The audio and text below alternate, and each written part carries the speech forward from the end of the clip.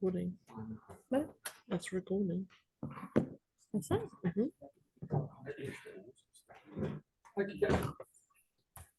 you, welcome everybody.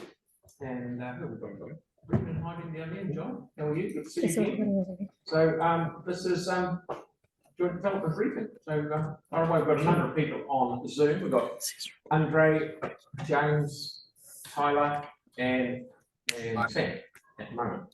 So there you go. Thank you, Phil. Kia ora, councillors in present and here by Zoom. I propose to cover a brief introduction, and then Brendan, primarily myself, are happy to answer any questions of which we expect there'll be a few. This activity, emergency management and community resilience, I guess we're probably emphasising this time around the latter, community resilience. So following 12 years of planning, responding and recovering from almost every conceivable emergency, this plan summarises the mechanism and the resources to boost council and community resilience to meet the challenges ahead, primarily as a result of climate change. We've done earthquakes, we've done terror, we're doing floods, we've done a bit of fire. Community resilience, readiness, response, recovery. These levels of service, a number of them should be very, very familiar to the community and to councillors. Coordinating civil defence, emergency management, readiness and response, the training of EQC personnel, community volunteers. Christchurch does this better than anyone. I'm sitting next to a person who's responsible for that at the moment. What are probably less familiar and the areas that this plan is now emphasising going forward over 10 years, working collaboratively with councils, community development activity to increase community resilience by supporting communities to plan, respond and recover from emergencies and adverse events at all levels, supporting communities to plan. Increasing the capacity and resilience of the council in the readiness, response and recovery from adverse events and emergencies. After 12 years, one after the other, we're a bit tired, we're a bit jaded. We've recently been refreshed and we're going to get more fresh over time. There are some changes to previous activity plans.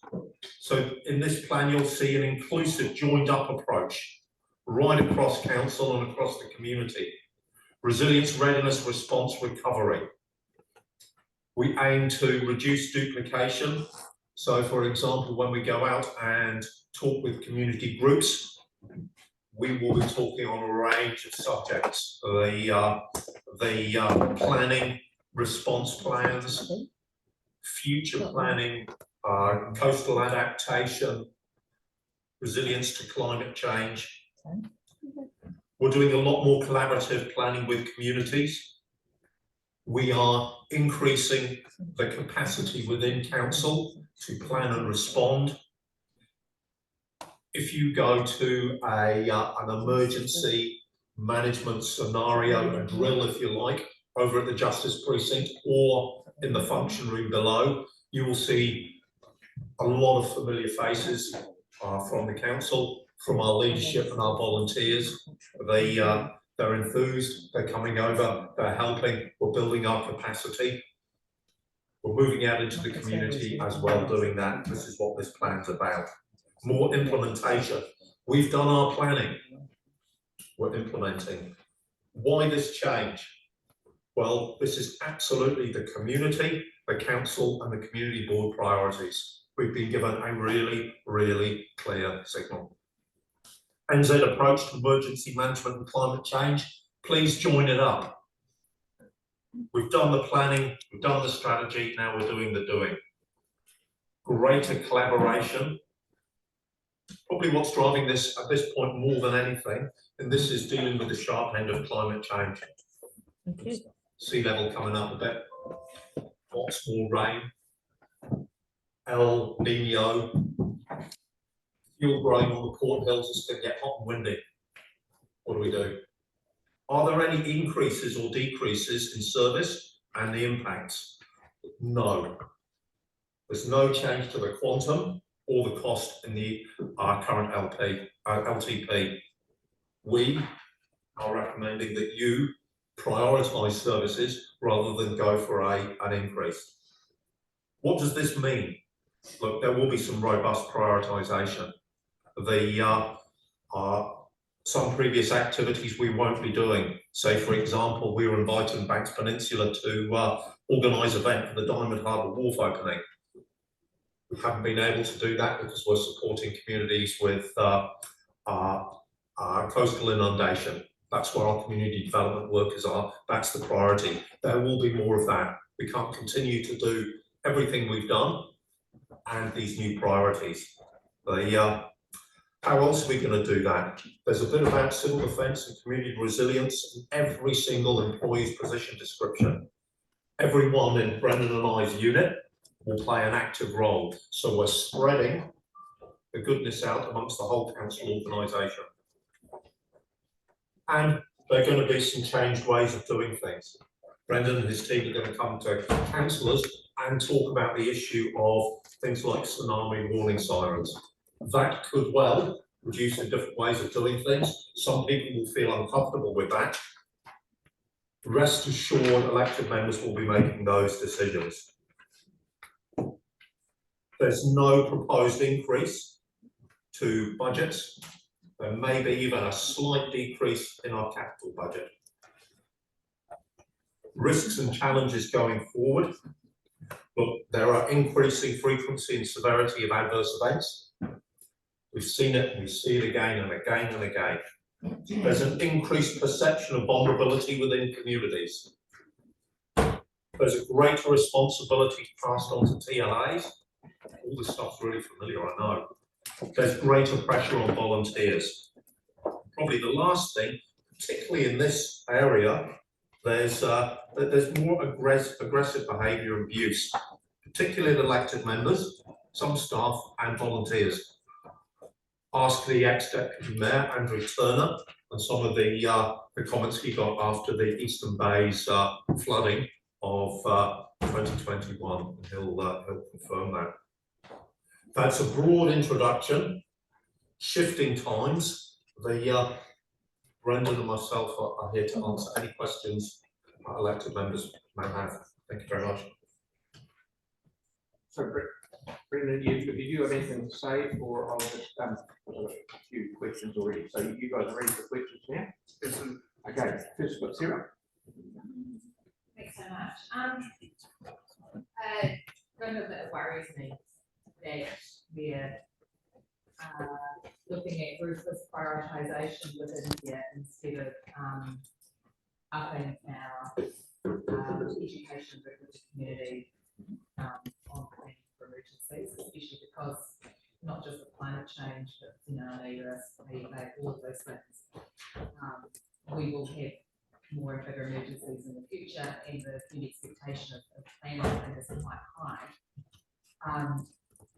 My understanding is that we don't have any communications budget within the space, but we are proactively working with our communities to plan for events. So I know, for example, that some communities have done work with the team on planning for emergency, but they haven't been able to disseminate that within their communities because sort of events are expecting that the comms team would do that, comms don't have a budget for it either, So, for example, summer, they play the village into 4, people go into different areas, there's a load of things, but people don't know about it because we haven't been able to communicate that because we've been on budget. How do we get that budget and how do we pump our community planning and ongoing engagement?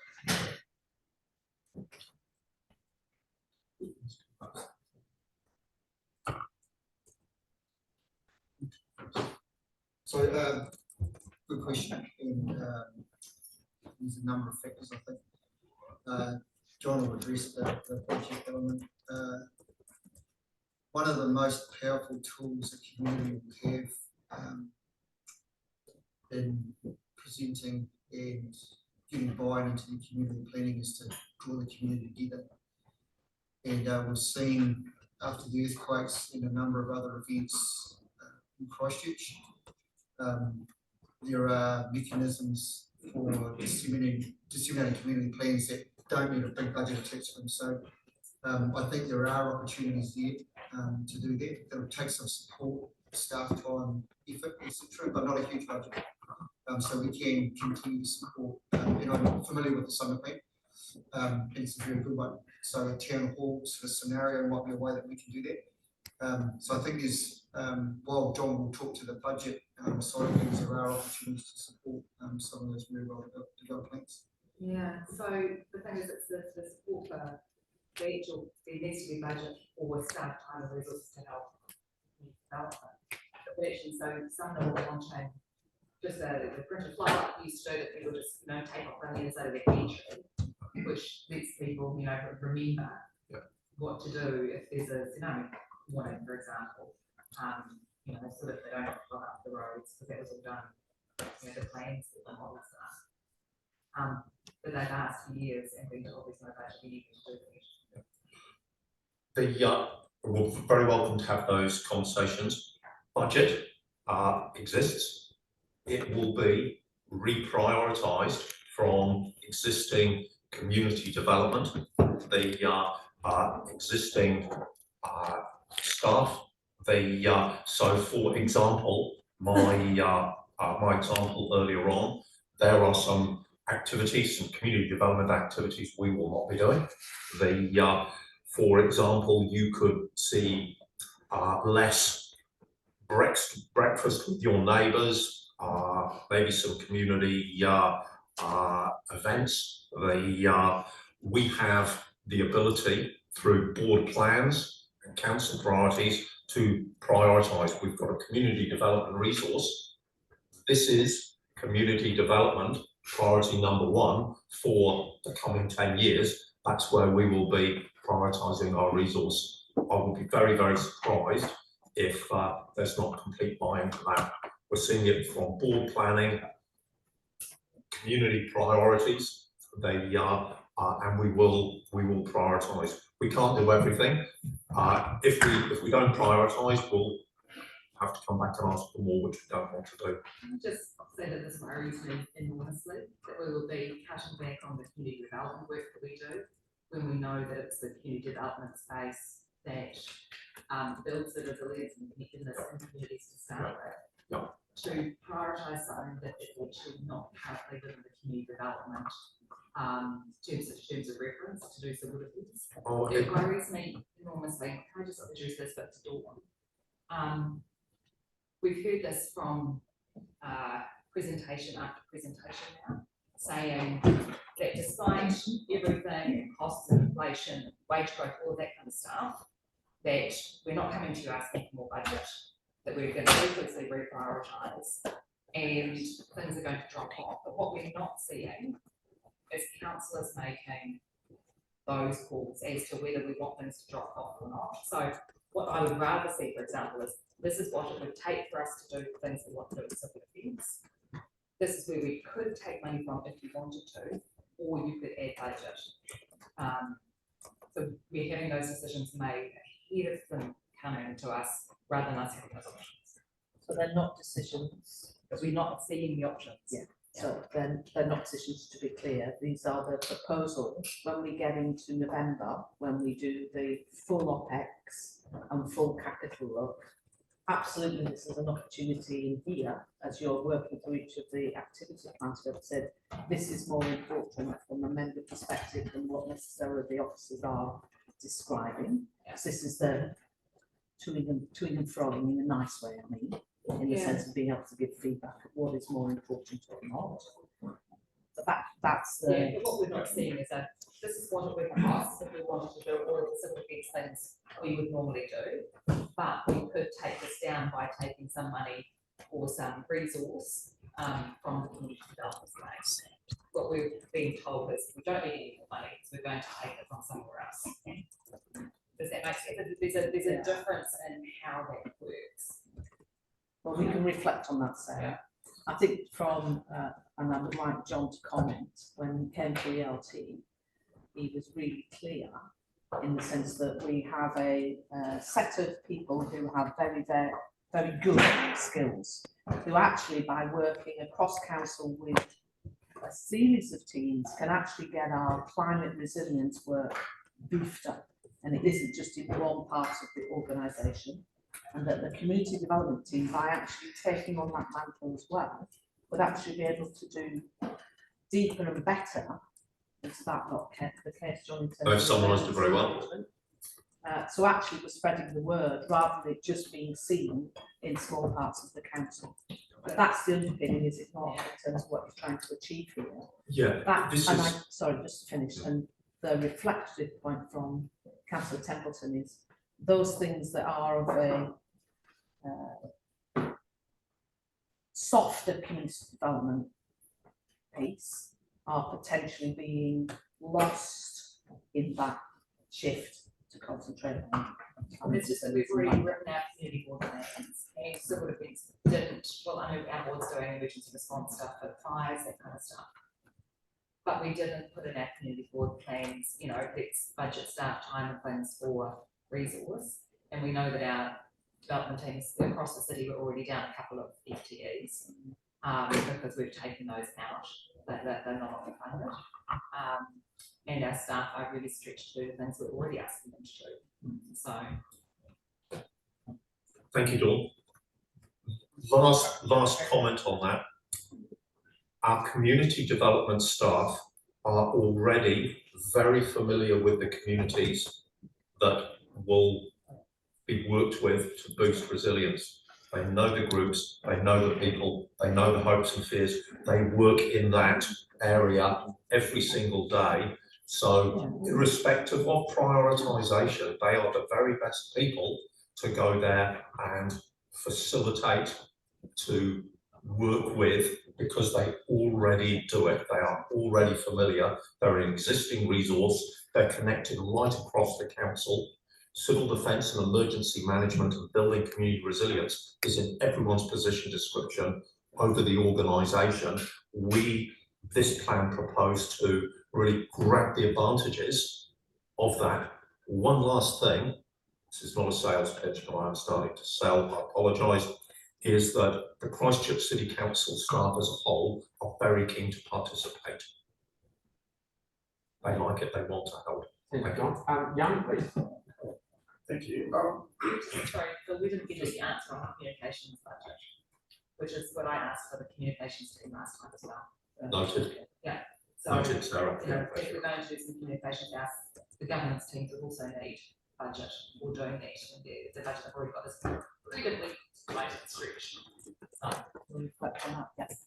I'm happy to work with the local councillor for that, because they have an opening of the Harbour Jetty, if anyone would like, from Aaron Street all the way to some too. So, I was just wondering, why are we going from a 342 staff to 155 staff for the training? And I was also wondering how many community response plans do we currently have, and to which communities, and do we have a target that we want to achieve? So the 342 down to 150 is a rationalisation. The old 342 number would have been before the staff moved into the current Justice Precinct. There's 35 seats in there, so we would have 10 shifts of people, which is far too many. So 150 has been determined as being the number that we would want to have trained in place. And noting that's a shared space also too, so some of those seats will be taken up by other agencies, police, fire, AMBO, and the regional civil defence group as well. So in reality, we can expect to have somewhere between 25 and 30 staff in there.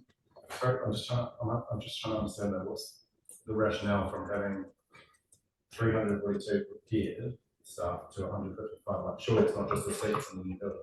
What's the other sort of?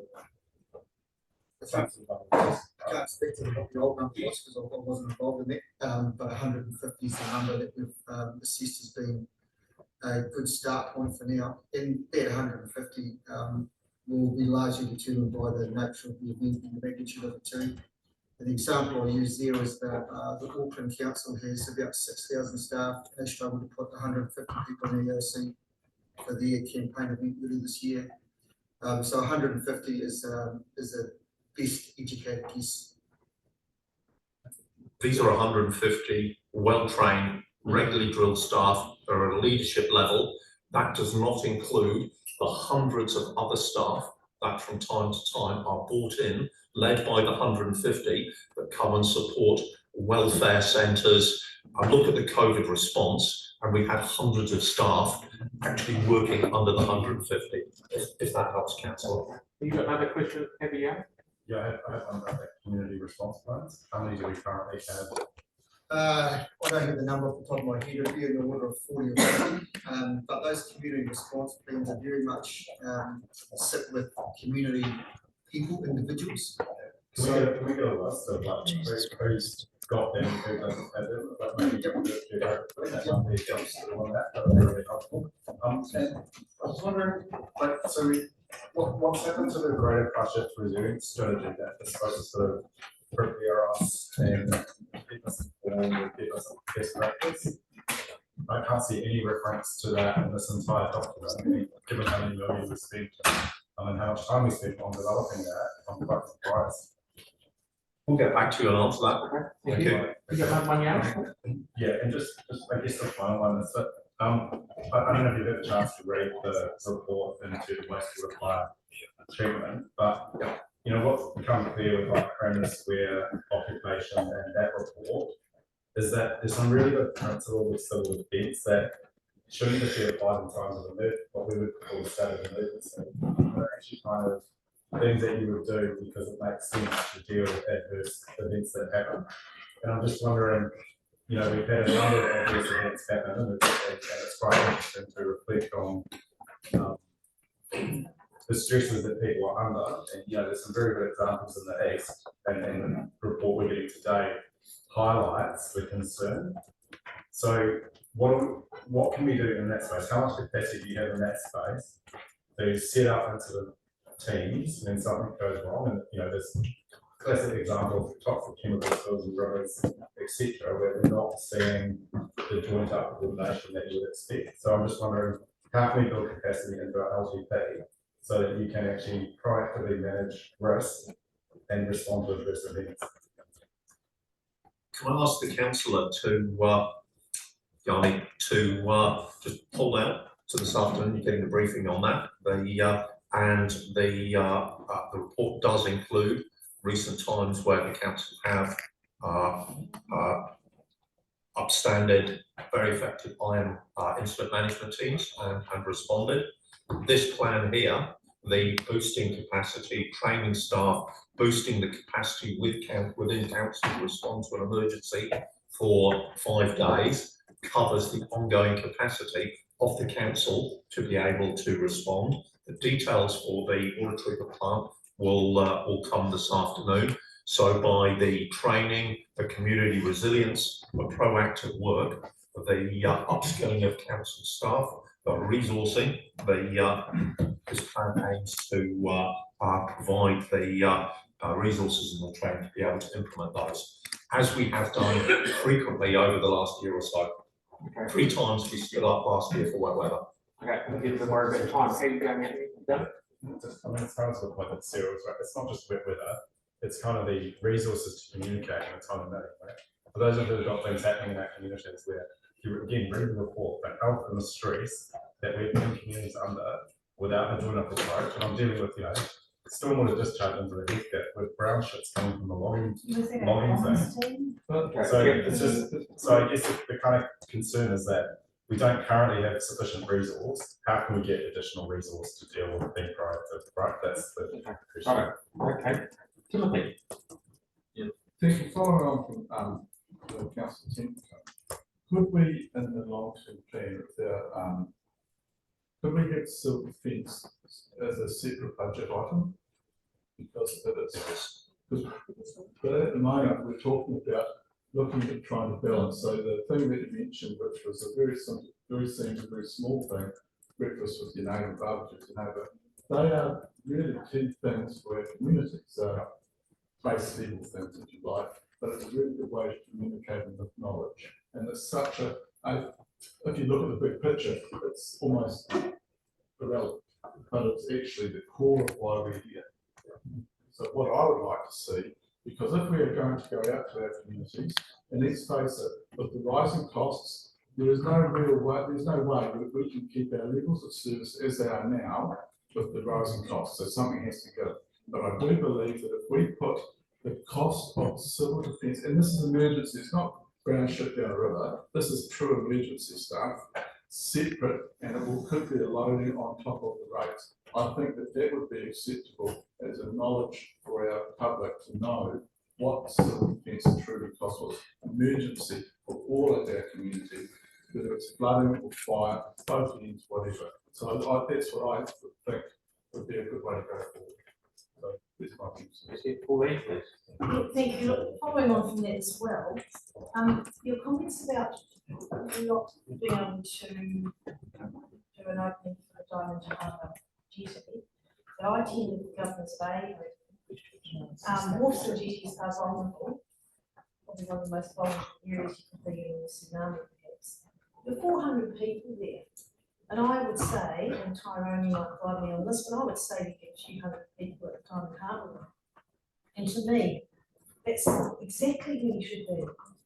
So is there a possibility to maybe partner with community boards and join up and have these events? Because we have to go to where the people are. I think that's We can't exactly what create John an was event saying. and ask Yeah, them to come. That's what you're saying. So the answer is yes, and I use the flippant example. So I really want to have an honest discussion. We will not be able to do absolutely everything in the community development space that we have done if we play to our strengths across the organisation and boost our capacity here.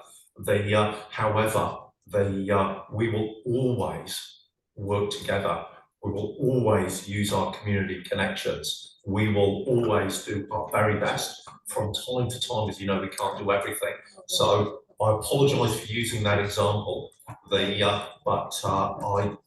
did feel it was necessary for everyone to know that there are some consequences. You need to take the opportunity advantage of these situations that are happening, that are going to pull big crowds in areas that could be vulnerable, and have some distribution stuff, or Point something taken, here for councillor, people yeah. to it's kept an audience really, and they'd be really keen to see it. I just think it's really worth considering, maybe partnering with the community boards and setting up some programming. I must say that Brendan and his team had a superb presence at the Innovation Expo over there. Yeah. They grabbed that opportunity and shook it. Well Okay, John, this might be in a little bit more, is around the general long-term plan process. I'm going to pull the new councillor card here. And I'm not sure. You can only do that for 5 years. Yeah, no, it's good. I'm not sure where we're at the moment. I'm just trying to get some understanding of, we're seeing activity plans here. They're giving us the activity plan and telling us what they're doing, what they're planning. At what point do we provide feedback, and how long do we provide feedback for? So the whole point of these sessions is for you to be able to give feedback as we go along. Okay. And we've been getting some feedback, but not a huge amount.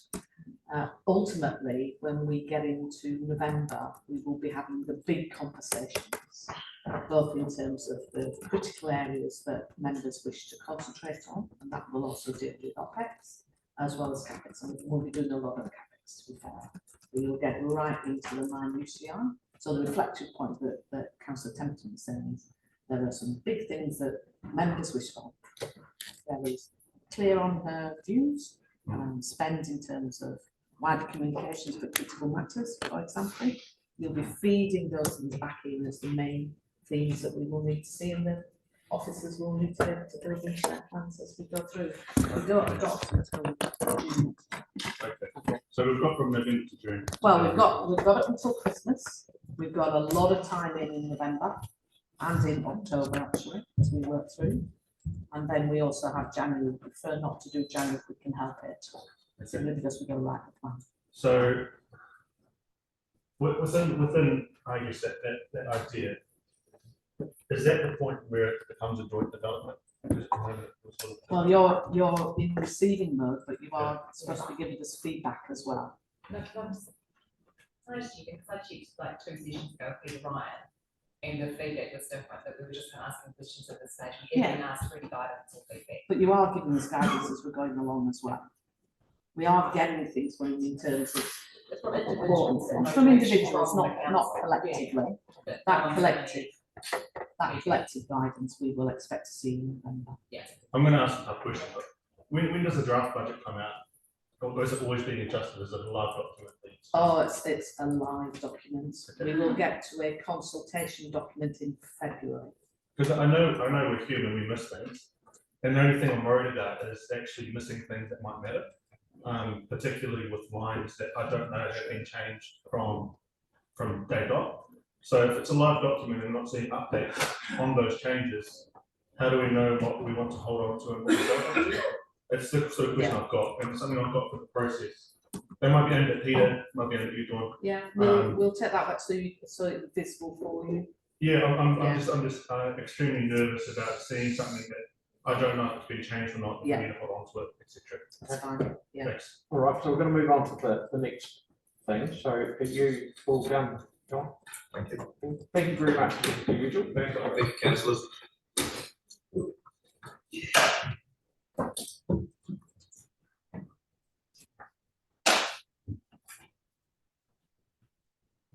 Okay, Ellie, in. Thank you. Morning.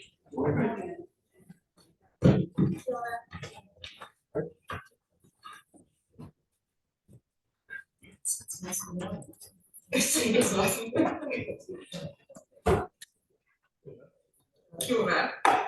Kia ora te marino, kia whakapapa puna te moana, huie kai kie. Kia ora koutou. So the kai kie I just opened up with is a really simple one. And it means, may peace be widespread, may the sea be like greenstone and bind us all together. So thanks for having us here today. And I think the fact that we're all here with a really common purpose means we will hopefully be bound together as per that karakia, and that our hui will hopefully be a very calm one. So look, we're really keen to work with you through the joint development phase of the LTP to find the right financial balance. The question you just asked, Tyler, is really relevant, I think.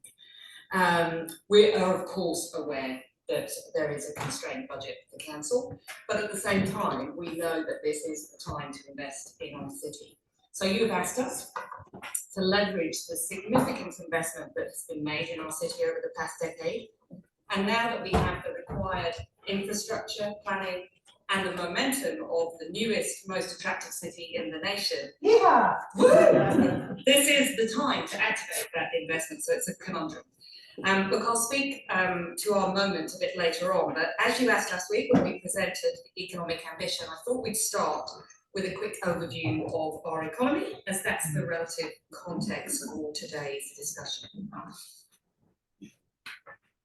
So to provide a really high-level overview, this graph shows the contribution of different sectors to regional GDP, and it also compares Canterbury with the rest of New Zealand to show where we have relative strengths and weaknesses. We've deliberately shown regional data. Since our city is the hub of a regional economy, it's a really symbiotic relationship. But if you do want to think about the city's GDP, it's roughly about 2/3 to 3/4 of each of these sectors, with the obvious exception of primary industries, which over-indexes for the wider region. And you can see that our economy is diverse. We've got some key strengths. 4 sectors on the left are all areas of strength, where we produce more value than most other areas of the country. And these are primary industries, construction and manufacturing, and healthcare, which is why we describe the strengths of the region's economy as makers, carers, and growers. And in the case of primary and manufacturing, these are also our main export industries. And given the relative importance of these industries, they're a really important focus for support services and for enabling a just transition as these industries decarbonise. On the far right, you can see that more than 1/4 of regional GDP comes from service industries, so that's your lawyers, your consultants, your accountants, which tend to be more concentrated in Christchurch, particularly in the central city. However, we are still below average. And it's a large sector, that includes many different types of jobs, but in general, these jobs tend to have a higher GDP per capita, which translates to higher income. So attracting and growing high productivity service businesses is a key opportunity for attraction and business growth efforts. So let's turn now to our role in the economy. On behalf of the Council, Christchurch NZ delivers economic development services that support and enable sustainable economic growth for our city. And those services play a crucial role in delivering on Council's community outcomes for a thriving, prosperous economy and a green, livable city. And this is reflected in Christchurch NZ's strategic outcomes of increasing productivity, livability, and attractiveness. We're an intervention agency, which means that we step in when there's either a market failure or an opportunity that the market is not responding to. And we use evidence to identify our sectors of focus, which leverage the city's strengths in mostly future-facing, high-growth, high-value, job and export sectors. And those sectors of focus are aerospace and future transport, health tech, food, fibre and agri-tech, increasingly clean tech, including green hydrogen and the Antarctic. And we also focus on screen and visitor attraction, so it's a broad remit.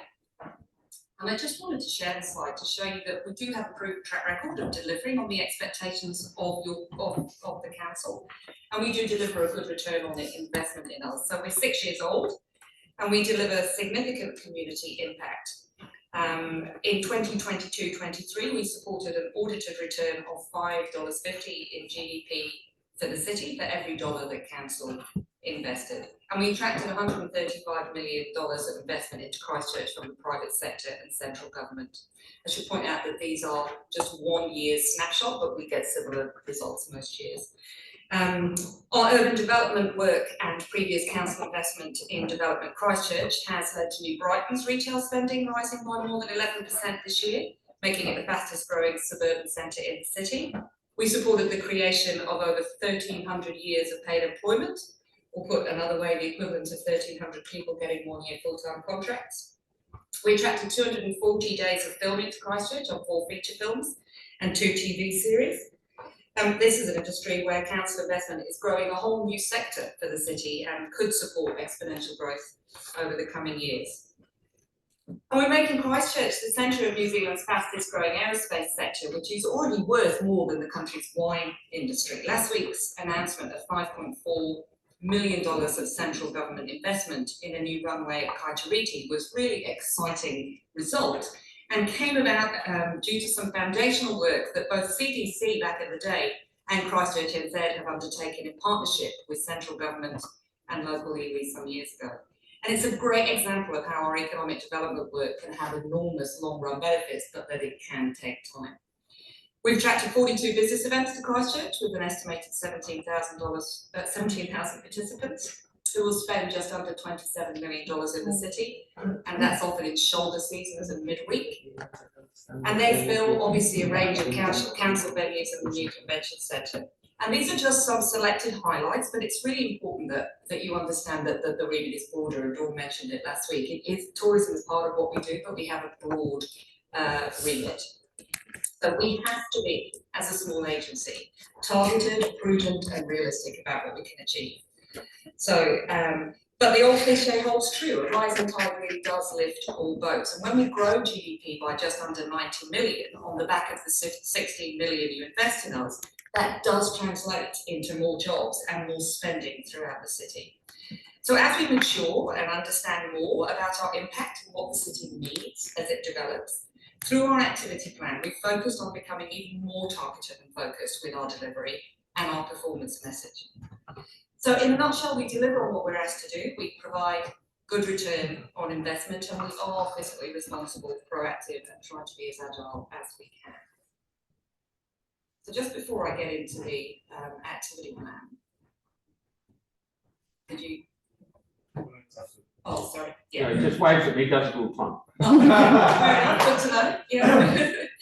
No, we'll do them at the end. Yeah, great, fantastic. So to our investment proposal, so to continue to deliver this level of impact and meet what is, I think we all would agree, a unique moment of opportunity for the city. We're proposing that our council investment in this activity rise from 15.9 to 21 million. Deep breath, I know.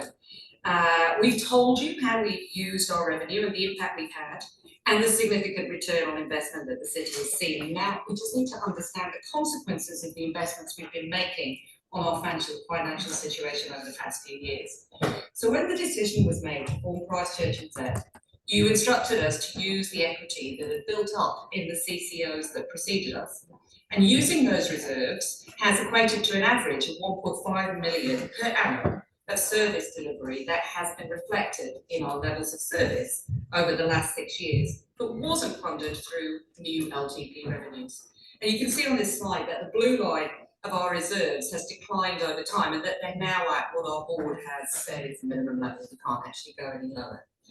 Also, in response to COVID, Christchurch NZ received revenue to deliver recovery services on behalf of central government. In terms of LTP funded services, this has significantly bolstered our budgets, particularly related to events and visitor attraction, to help get those really heavily impacted industries through the disruptions intact. And this additional revenue has in effect shielded our organisation from inflationary pressures, albeit temporarily, enabling the continuation of services and delivery of levels of service at an artificially high level.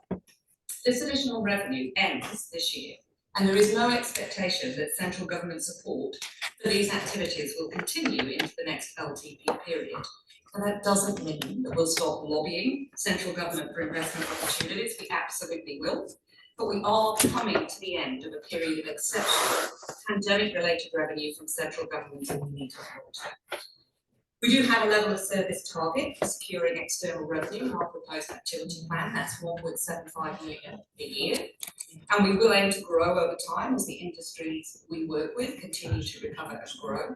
And we will also pursue opportunities for a range of external investment from government and private sources whom we can partner with, depending on government policy settings and the performance of the economy. I also just want to highlight that as an organisation, our remit has grown over time. We were formed on the 1st of July 2017 to bring together economic development, tourism, events and international education activities. A year later, the Canterbury Screen Office and the Antarctic Office were added to our remit, and in 2021, at the start of the current LTP period, the urban development function was transferred to us from DCL, and we started delivering a $500,000 a year screen grant to attract productions to the city, so that counts for that increase. In the last activity plan, you added a 1-year investments fund to initiate the event attraction required to deliver a return on key event infrastructure investment in the city. And it should also just be noted that currently our capital land holding costs are being funded by DCL Holdings, which is not included in this OPEX graph. Now finally, I know I've said it before, but I just want to reiterate it. I know this is a challenging financial proposal of council. We understand the fiscal challenges the city is facing, but we also believe that the time is now for investment in the city's future. As you know, 2 years ago, we've made unprecedented investments in the city over the past decade, and so has central government and the private sector. The results of that investment are on display all around us in what is now really New Zealand's most modern, future-proofed and attractive city.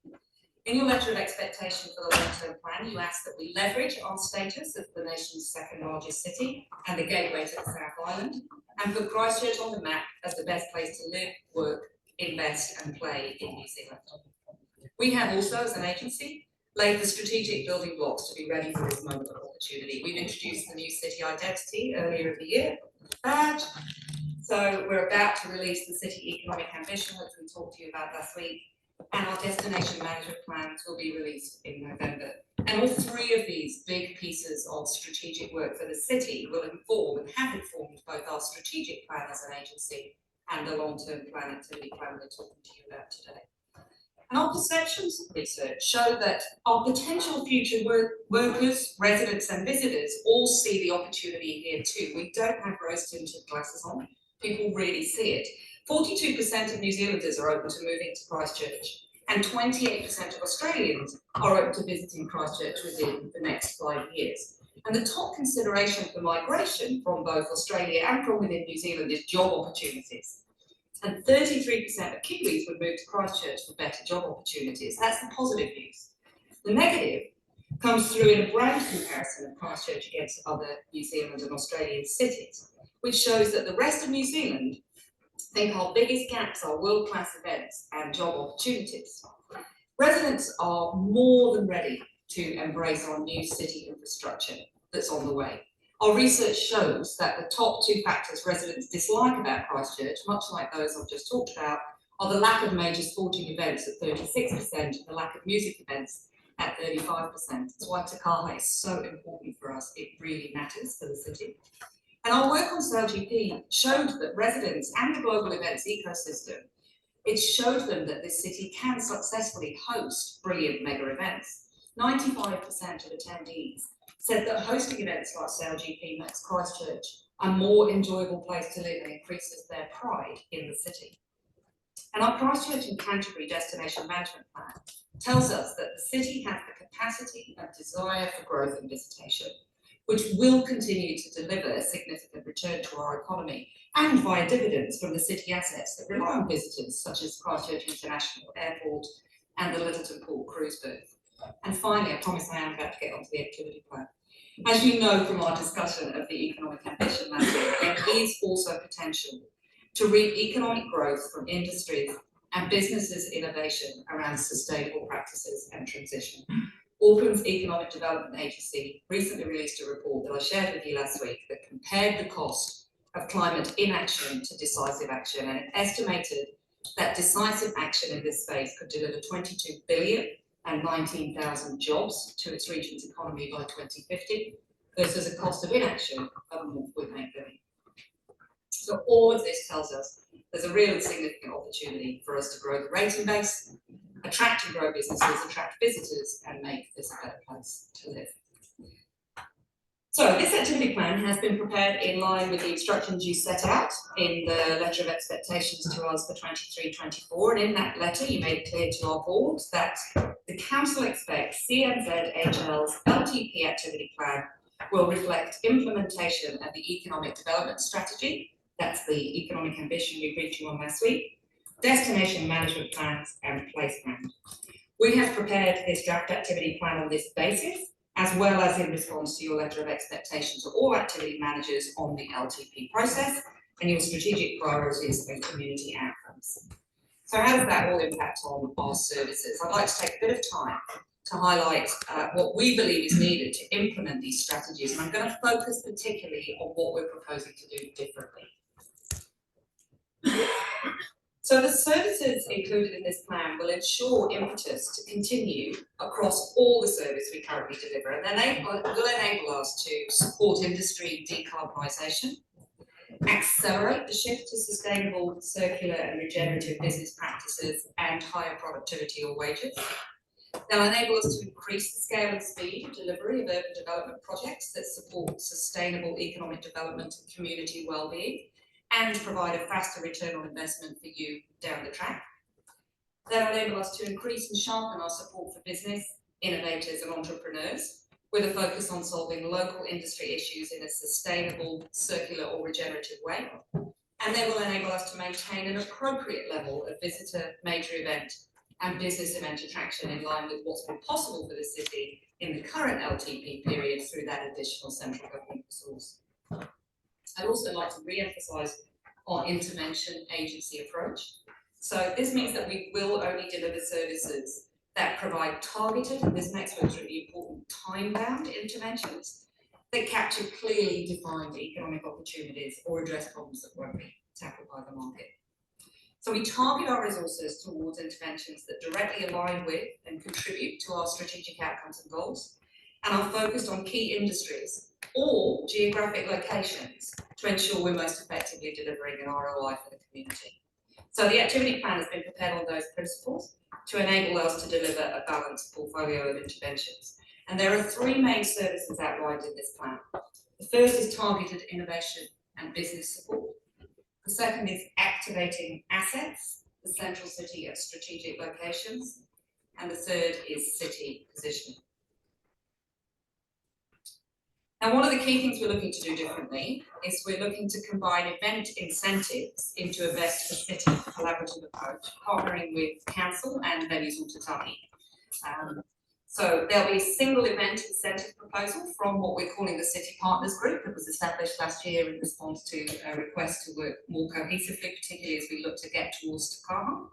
And that will come to you in a separate session on the 24th of October. And it's a great example of how we can work more smartly and collaboratively across the council ecosystem to optimise the impact of your investments. So that will cover investment attraction for major events. And I'll talk about what it does and doesn't cover a little bit later. So moving on to what we're actually going to do. Much of this describes the services we currently deliver, but there are a few things we'd like to change in order to be most effective in delivering to the strategic goals of the city. And I'm just going to highlight the ones we're looking at doing differently. So the first is, we'd like to provide greater support to our larger export sectors, including tourism, to decarbonise. And that would directly support implementation of one of your 6 strategic priorities. It would also support a just transition for our industries and workforce, which would implement 2 of the 4 10-year objectives in the economic ambition. That's HUA, shared value, and ARCA, which is learning. We'd like to adjust our approach to innovation challenges.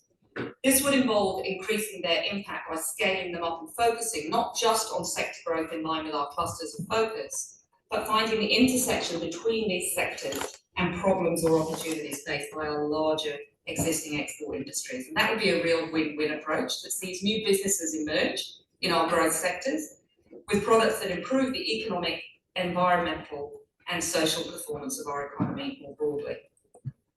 Thirdly, we also see opportunities to leverage having an urban development team alongside our industry growth teams by working across functions to support the development of physical innovation and collaboration hubs for our innovative growth sectors. And we believe that that's an area where we can work with central government as well.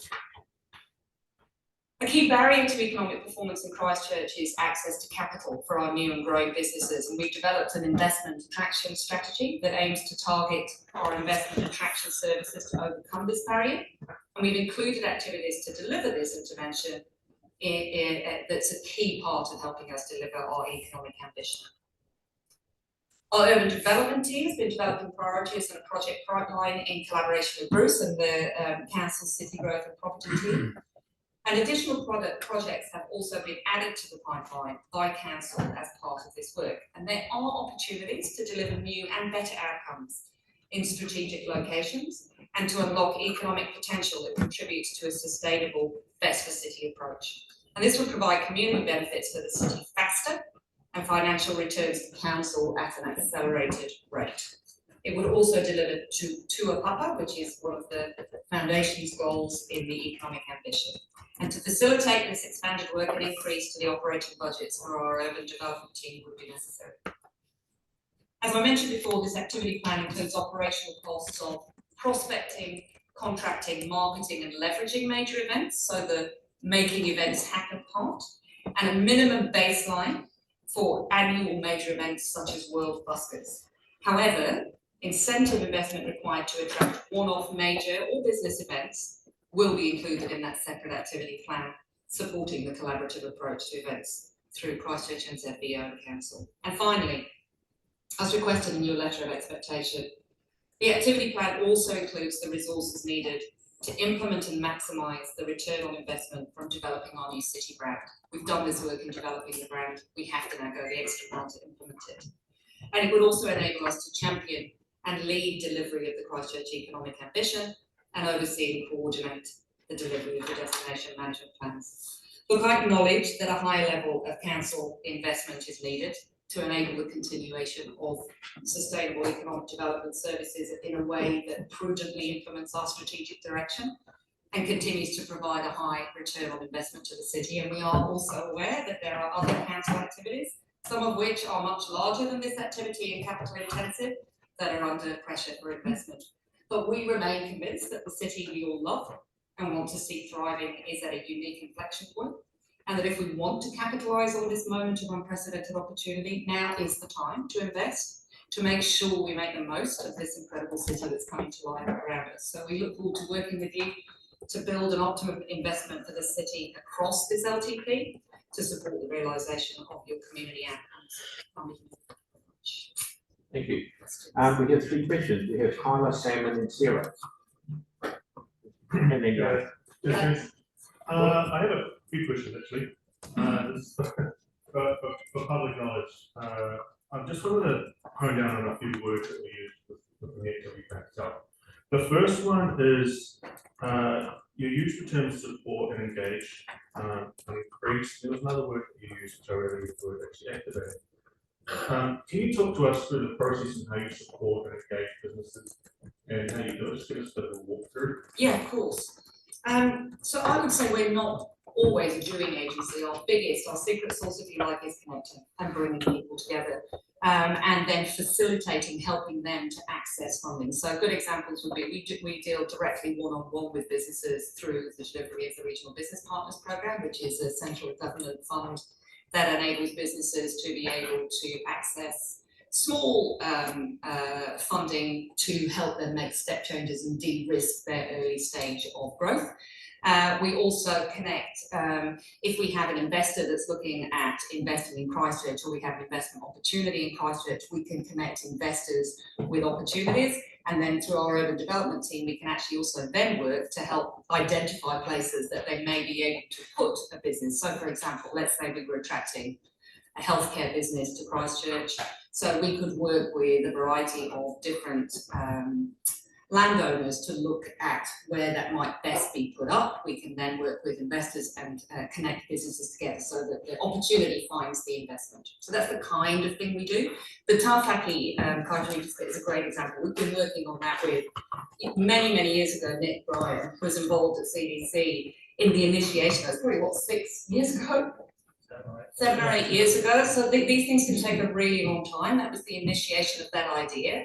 And then over time, things kind of will often get handed over to the people who are actually going to implement it. And our touch becomes lighter once they actually start to get into the detail of the delivery.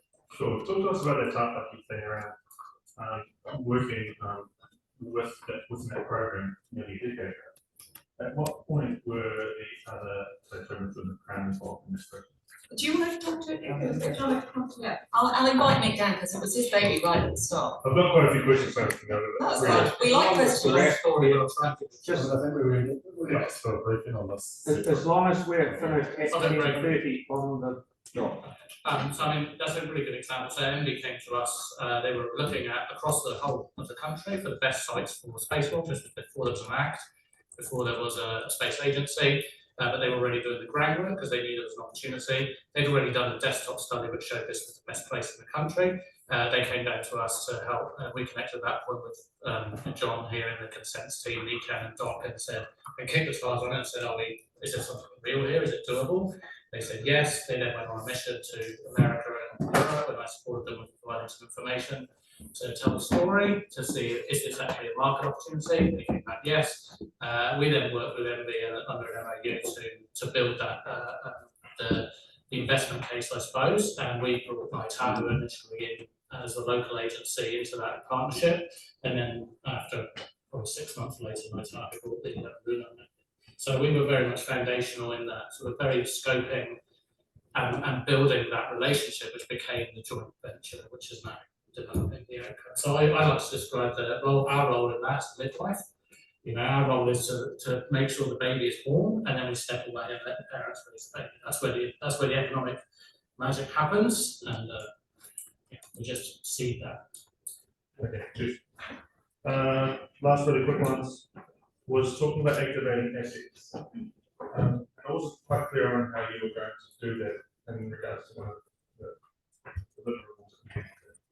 So some of the assets we have in the city, Venture Park, Tapai, Takaha, Town Hall, all those wonderful assets, the hotel infrastructure that we now have post-earthquake, the fantastic tourism offerings that we're starting to get. How can we actually activate and fill those?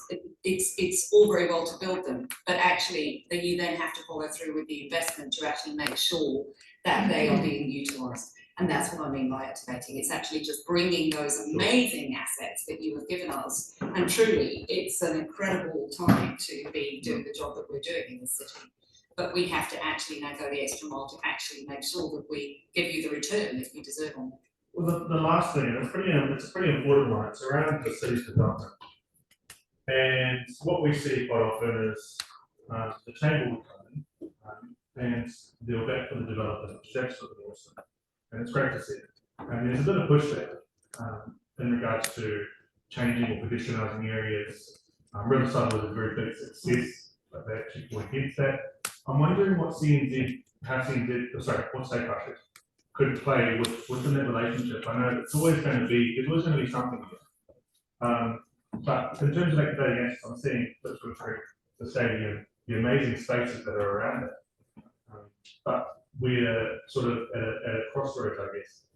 We are, and it's a balance. It's really interesting. We had a conversation with Rod Carr yesterday, I think might be coming in to see you today. And he was talking about the challenges of population growth and actually making sure that you don't mind the things that make you special.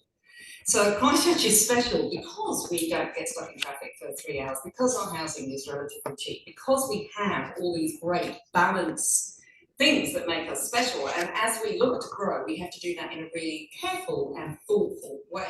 Because the last thing we want to do is to mine all that good stuff and actually take those advantages away. And I thought it was very thought-provoking. I think it's thought-provoking for you as a council as we think about this long-term plan. But yeah, we are through the urban development team and working really closely with Bruce's team, which I think really helps. That gives us that we're leveraging all our different levers to make sure that we're all pulling in the same direction and things aren't being done in isolation, that we're actually thinking about the whole. So for example, the stadium, how can we connect the stadium with the central city in a way that takes people past the best parts of town, that will enable us to get the best return for our hospitality and retail precincts, for example. So Thank you. Sam, you? Yeah, I am. Yep, hopefully. I don't know if that's working. Oh yeah. Hey, thanks, Ellie. Can you just talk me through? Oh, so two things. Why should we wait for Sam? Can you just run through the additional increase in budget?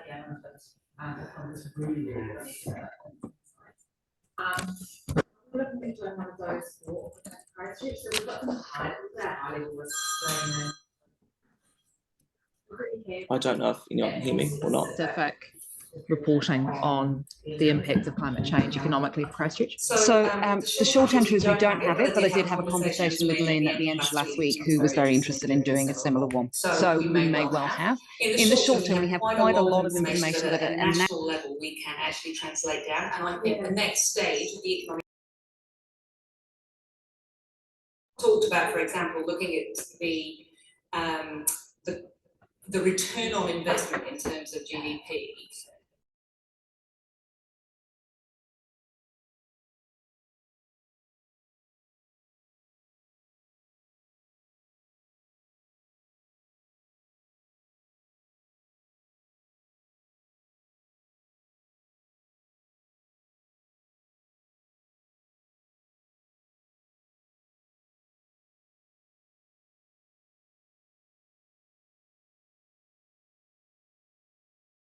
And so the other question is actually on, so I really appreciate you coming to us with actually, this is what you've asked us to do. This is how much it would cost to do it all well. And we do want you, anything that you are doing is worth doing well. If through this process, we got to the point where actually it's not all affordable, what is the one thing, rather than cutting everything a little bit, what would you suggest would be the thing that would be the lowest, not hanging fruit, because that's the wrong kind of term for it, but what thing brings the least bang for the buck, if you like, when it comes to economic development for the city? What can you do without? What So we have a view on that. Had to choose, because it's better you chose than we chose. So we do have a view on it. Yeah. It's not something I would share in a public forum because we are recording. So yeah. We are. Yeah. So it's something I'm really happy to have conversations with. I think it's one of those things that I'd like to talk to our board about first before I come back here. But yes, we have absolutely acknowledged that money is tight, and we've started to say, well, okay, are there things we can delay? Are there things that we could fund in another way? What are there are the options here, and what are the things that if we had to take them out would have the least impact. So we've started that process. Really happy to have those conversations, and we will over the coming months. No, that's great. But I do appreciate you coming in with the whole. But yeah, actually, this is what you've asked us to do. That's great. Okay, thank you. Sam, are you there, mate? Yeah, hopefully that works now. I saw him. Here he is. No, he isn't. Here Oh, he yeah, is. cool. Get it, buddy. Hey, thanks, Ellie. Can you just talk through, because I know we've talked about it before, the external funding. So, sorry, Sam, Yeah, we we can't can't hear hear you. We're just getting your volume turned up, mate. oh, It's funny because you can usually hear it. Try again, mate. is that better now? Nope. Nope. Don't worry. Don't worry. Okay. Tim. Yeah, thank you.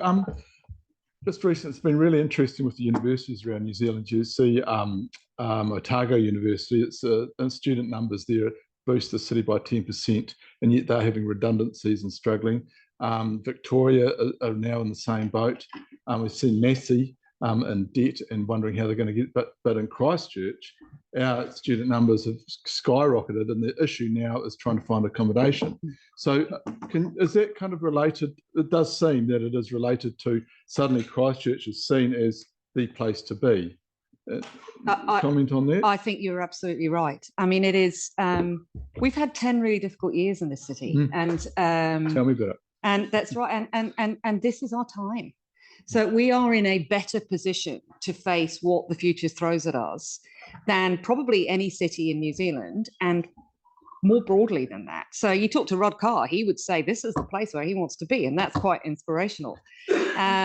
We have this incredible infrastructure. We definitely have a growing vibrancy. We are a great place to live. We do have this fantastic balance that we've identified through our brand, and it's attracting people here. The Great Southern Migration is a real thing.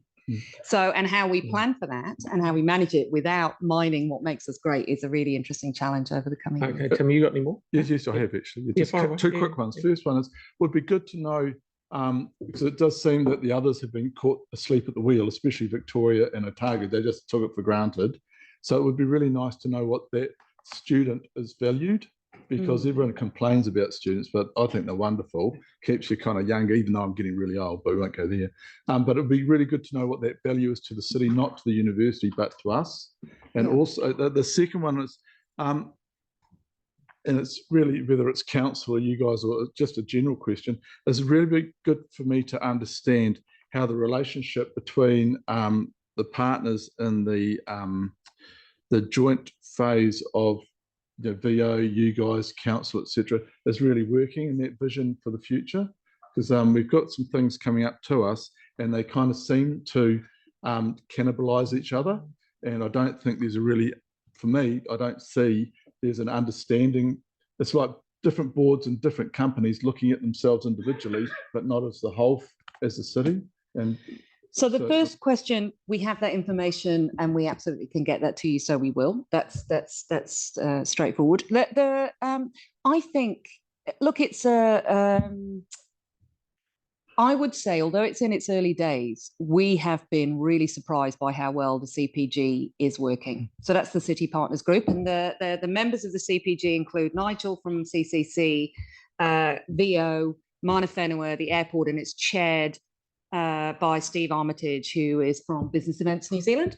What we had at our first meeting, I think we had 11 proposals came, and the group assessed them based on our major event strategy.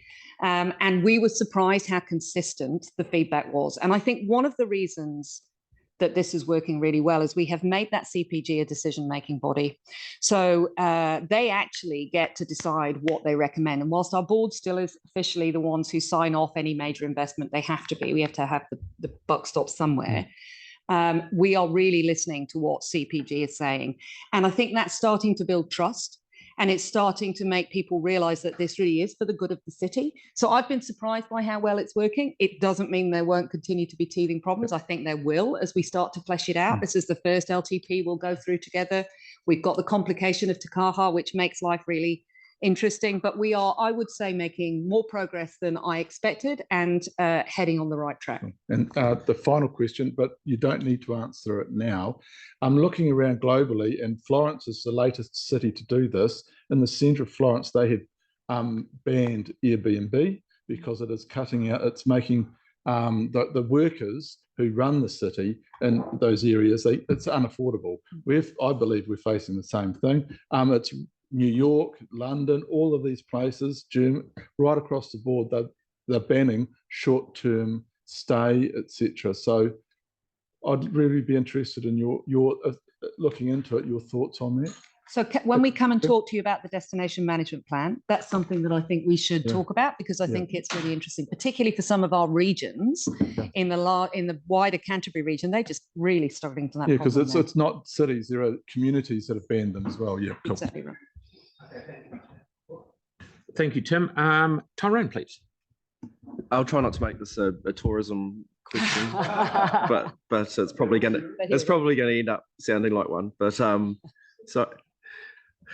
I'm very proud to be the councillor for a ward that's got both a French festival and a spaceport in it, which is quite extraordinary. And it's got a cruise ship terminal and a port and all sorts of things. But look, do you think I think that we've seen the economic potential for Banks Peninsula, and obviously we've got a destination management plan that's almost across the line. So do you think that you are resourced to be able to leverage that economic potential of Banks Peninsula as it currently stands? That is an excellent question. Here comes an excellent answer. One of the challenges with the destination management plan is, as you know, we have been resourced to build them, but there's no central government currently, or limited central government funding to implement them. So we, I think, have to look at things that we would have already done and see how we can build them within there. So the short answer is we don't have extra money to do extra, but I think what it is a strategic guiding document that will enable us to make better decisions for the long term. So I know that's a bit of a woolly answer, but if I think that's why these strategic documents are so important, and that's why they're long term, because they give us that future framework to say you kind of instinctively know we've got to think about things. I mean, cruise is a great example. We have got to think in the context of the regenerative economy that's part of the economic ambition. We've got to think about what the future is for cruise, and we've got to think about what the future is for population growth and all those good things that come with it. So I think it's a framework, but we don't have money to do implementation. Thank you. We've got two more. We've got Kelly, then Yanni, please. Thanks for that presentation. Really awesome to hear places like New Brighton, where retail spend is increased by 11% in a year. I mean, that's outrageous considering the investment that's been put in over the last few years. My question is kind of similar to Tyrone's actually. If we actually increased your budget substantially, how much more do you think you could achieve? And is this a good time to do that, despite the financial situation? It's a really difficult conundrum you find yourself in, because there's an opportunity cost here. So we're an investment. So you're investing in the future. So and if you don't invest in us, you might not notice for a little bit, but you will notice quite quickly that it's not being invested in. So absolutely, can we deliver a return? Of course we can. So I look at last week was a remarkable week, and it showed you some of the things that were really starting to happen. We've got real traction. So I had a visit around the new eyesight, which was really interesting to have a look. So, which is exciting. It's because the central city starting to be, you've granted 250 seats out there that are going to be in Cathedral Square. That's going to be amazing. So we had the Tartaki announcement, which was incredible, and something that is so important for keeping our aerospace industries grounded here in Christchurch. I had another meeting on Friday, which I can't talk to you about yet, but I will come and talk to you about soon, which is about the most exciting thing we've been working on for months and is really starting to become a reality. So, and we had another meeting about a really great major event that wants to come here to Christchurch that we will come and talk to you about very soon. It goes to our board for an approval on Friday, and it started to feel like, hey, look, we're global. And you put on top of that, we've been nominated as a finalist in the Global Praise Brand of the Year. So we are starting to actually get some global recognition. I met with the UK, with Victoria, I met with the UK Deputy High Commissioner, and there is an opportunity for us to access EU funding by working with the UK, Spain, and potentially Poland and other European countries. We're starting to get opportunities of scale, but they take time and they take resource. And so, yeah, I know that you're in a really difficult position. I understand that. We will work with you to cut our cloth to whatever you have available. But this is the time. Button, Yanni, please. Yeah, thanks.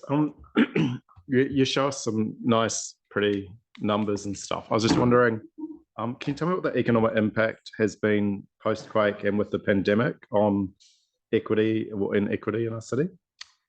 I don't have that number off the top of my head, no. So I don't think we have that, do we?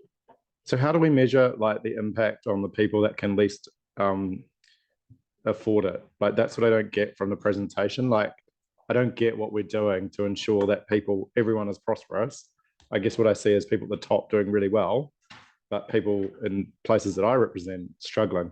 Cost of living, housing, lots of things. So there's two parts to how I'm going to answer that. So the first is that as when we came to present the economic ambition to you last week, equity is really important to us and to our economic growth as a city. So we do not want to grow this city inequitably. What's the word? Is that the right word? In an uneven way. So it is a crucial part of what we're trying to achieve, which is why some of the work that Kath and her team are doing, looking at social housing and blind tenure and pepper potting and some of the work there and affordable housing is such an important part of what we're doing. When we talk to Mana Whenua about what economic development success looks like for them, they talk about living, they talk about housing, they talk about health, and those things are really important. So we wouldn't be succeeding as an economic development agency if we didn't have that as a focus. The second part I'm going to say is that, come back to that point about a rising tide does float all boats. This is not about people at the top getting richer. This is about us bringing jobs to the city to give more choice and more opportunity to everyone in the city. And the jobs are not all at the higher end. Of course, we want to bring higher end jobs in as well, but there are always service jobs that go alongside that. So this is not about... Sorry, just because I know we're short of time, but I guess similar to the kind of report that Sarah's asked for, yeah. I do think it'd be really good to start having some reporting on what's happening with the investment in terms of prosperity for everyone, to really understand what the high level investment that we're giving, what difference it's making, or are we exacerbating a problem, or are we making it better? The thing that stands out for me in your budget, and again, I know we're short of time, but to get some information back, is the lack of third-party funding. So just interested over time, I think one of the graphs showed that the alternative funding from CCC was spiked and then came down. And I just kind of was really keen, I know under the previous models, the people that benefit from your activities are actually contributing quite a lot, but that seems to have declined over time. So I'm really interested in how are you leveraging sort of external funding from people that benefit from your activities? Obviously, we don't have time to get into all of that today. I did have a question about the Mana Whenua target that you're putting in place. It's partnered with Mana Whenua to support self-determination and growth in Māori prosperity. I guess the observation I would make is I would be really keen to understand what we're doing for non-Mana Whenua, given that most of the social things that as I understand it, is it's Māori, but it's not Mana Whenua who are the ones that are really the most, are struggling the most in terms of equity or inequity. So I guess I'm just a little bit concerned that we're missing something there. Also, Pacific communities as well is another one where, I think if you look at home ownership, they've got the lowest rates of home ownership. So really keen to know what we're doing in that space. I'd like to see something around creative sector, which might be a surprise. I'll just give that feedback, especially around things like local music, local creativity. And just the final kind of question from me really is, I guess the thing that I'm struggling with is, it used to be Canterbury Tourism and Marketing. It used to be Canterbury Development Corporation. It feels like Christchurch is paying for the benefit for the wider region. And I don't get any clear sense of direction around how the other communities around Christchurch that benefit from the huge investment we make are actually contributing to that that investment. And so I know there's a South Island destination management strategy, there's a Merrill Forum, there's so many different layers of kind of complexity over who's involved in the economic space. It all seems to overlap. So I don't get a clear sense of, I guess, future thinking over the 10 years. How do we challenge, how do we ensure that we're getting an equitable share across the region for the investments that we're making that actually benefit the region? So I think that you raise a lot of really interesting points. I'll talk to Mick and the team about what we can do in terms of measurement and getting you some more data on the equity. I think that's a fair question. I don't know what we can do, but let me take that offline and get back to you. With regards to the third-party investment, and I'm going to include the neighbouring councils in this because actually we're in conversations with them. One of the things we have done is we have pulled our focus. We got rid of a lot of the noise and what I call the blurry edges when I first started here, because we were getting distracted doing a lot of things that were outside our remit but we were paying for. So and that was because we were chasing third-party funding because we'd set ourselves a target. So that third-party funding usually comes with quite tight remit, so you've got to make sure that it's in line with the strategy that you're trying to achieve so you don't get distracted. We have been in a period of unprecedented investment from central government, and that's why you see 22-23 being really big and this year being small. That's that central government funding coming off. It is a very difficult time for us to get money from private sector. Private sector, as you know, are struggling to keep the lights on. And so getting them to be able to invest over and above to economic development is challenging. That doesn't mean it's impossible. And we have a very clear revenue generating strategy that identifies the strategic ways that we can identify it. Some of them I've already talked to you about. Central government will definitely be one of them. Even this EU funding is another area that we're going to go and look at quite seriously. Private sector would be another. So, and local neighbouring councils would be another. So we do have a very clear plan. How quickly we can deliver against it, I honestly don't know, but it is something that we acknowledge is an important role. We're not just relying on council funding. We should be amplifying what you give us to have more impact. That's good. Thank you very much, Ellie. That was spot on timing, as per usual. So very good to see you. And ladies and gentlemen, we will be back here at 10:45 on the dot to listen to Rod Carr. Thank you. Enjoy him. You'll blow your Always mind. do.